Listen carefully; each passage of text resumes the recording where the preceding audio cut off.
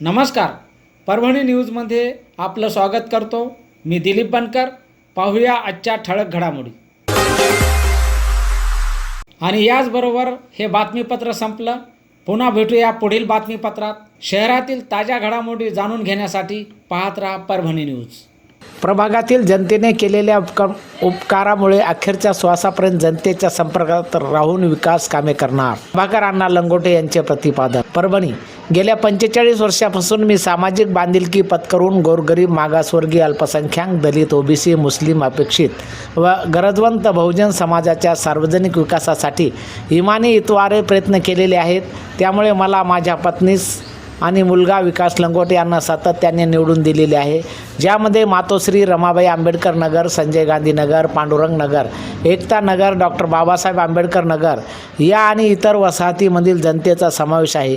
हे जनतेचे ऋण मी आणि माझे संपूर्ण कुटुंब कधीच फेडू शकत नाही आणि म्हणून त्यांच्या ऋणात राहून अखेरच्या श्वासापर्यंत मी आणि माझे चिरंजीव विकास लंगोटे जनतेच्या संपर्कात राहून जनतेच्या हिताची जी काही कामे असतील ती करत राहणार आहोत.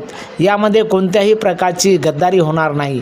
मी हमेशा या संदर्भात मत आहे की ज्यांच्यामुळे मान सन्मान, इज्जत, प्रतिष्ठा व अधिकार प्राप्त झाले त्यांच्या प्रगती, समृद्धी व सर्वांगीण विकासासाठी इमानी इतबारे प्रयत्न केले नाहीत तर मी सामाजिक गद्दारीच होईल.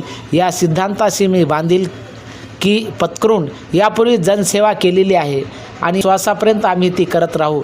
यासाठी आम्हा सर्वांच्या सहकार्याची अत्यंत गरज आहे आणि ती जनतेने मतदानाच्या माध्यमातून विकासभाऊ प्रभाकर लंगोटे यांच्या नेतृत्वाखाली राहुल गौतम कांबळे, ब गटातील उमेदवार इम्रान खान, लियाकत खान आणि भगिनी उजमा बेगम, क गटातील उमेदवार इमरोज खान, मोहम्मद खान उर्फ बाबूलालजी यांच्या भगिनी सायमा बेगम आणि ड गटातील उमेदवार विकासभाऊ प्रभाकर लंगोटे यांनाच 15 जानेवारी रोजी घड्याळ चिन्हाचे बटन दाबून विजयी करावे व विकास कामे गतिमान करण्यासाठी संधी द्यावी, अशी ही विनंती जिल्हा झोपडपट्टी संघर्ष समिती संस्थापक अध्यक्ष तथा माजी नगरसेवक प्रभाकर अण्णा लंगोटे यांनी प्रसारमाध्यमाशी बोलताना केली.